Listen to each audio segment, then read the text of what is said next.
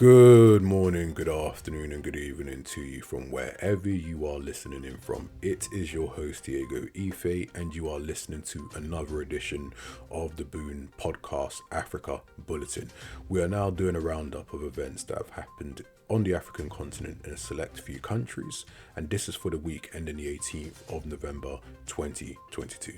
The first country on the agenda is Nigeria, and on Monday the 14th, the Nigerian Economic Summit Group held its Nigerian Economic Summit event in Abuja.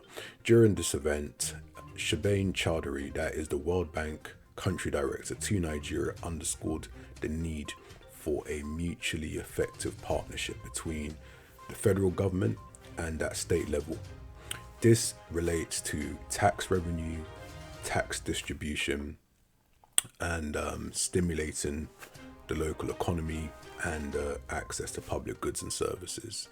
Now, in response to much of the discourse at this summit, the Nigerian finance minister, Zainab Ahmed, made a claim that Nigerians are not making enough tax remittances to the centre, and not only that, but also left to her, she'd increase income tax and would also raise VAT from 7.5% to 10%. Now, the lack, in her words, the lack of revenue generation is owing to the perceived lack of value when it comes to Nigerian politicians and policymakers' distribution of the tax revenue. Now, there are some key things to note. Her comments do not necessarily take into account that Nigeria's unemployment rate stands at 32.5%, going by the most recent stats available. Moreover, this has been part of an upward trend under President Muhammadu Buhari's tenure, starting from 2015, during which the unemployment rate was measured at 9.9%.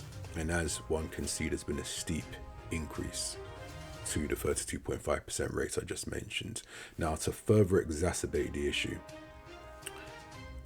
last month, October 2022, inflation had reached, at least on an official rate, 21.63% as compared with 16.52% in October 2021. This is according to the Nigerian National Bureau of Statistics, and this has been led by surging prices of food and energy. Now, an interesting thing to note is, in order to optimize tax revenue, right, you need to have optimal employment. It's incumbent on government to have sound policies that actually can stimulate job growth. The more people that are working, the greater tax that can actually be generated from income taxes, of course, and also from discretionary expenditure.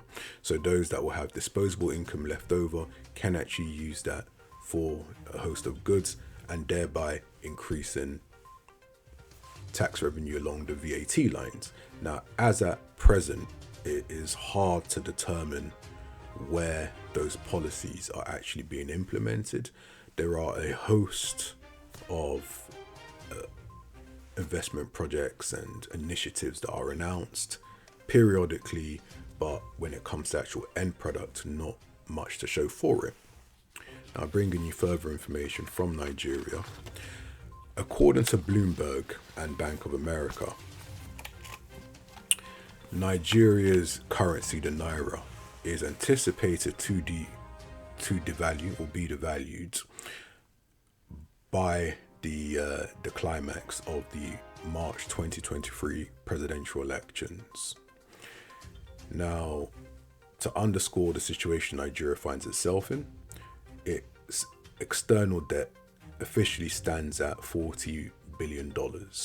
Domestic debt stands at north of $103 billion, right?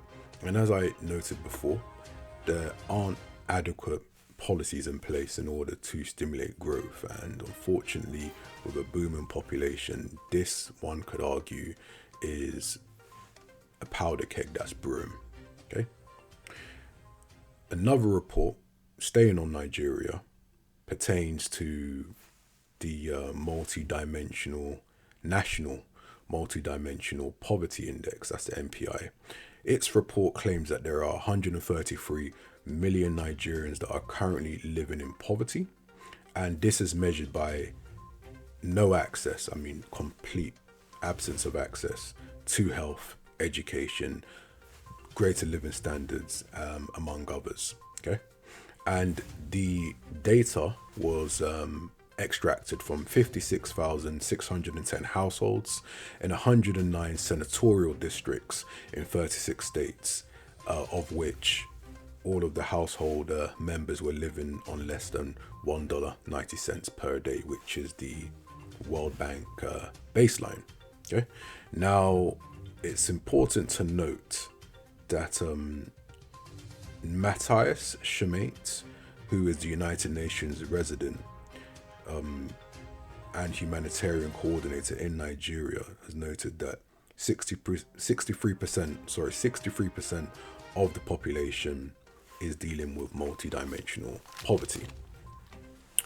And on a future episode, given the complexity of events, it will be important for myself to cover perhaps more positive news and possibilities in the Nigerian space.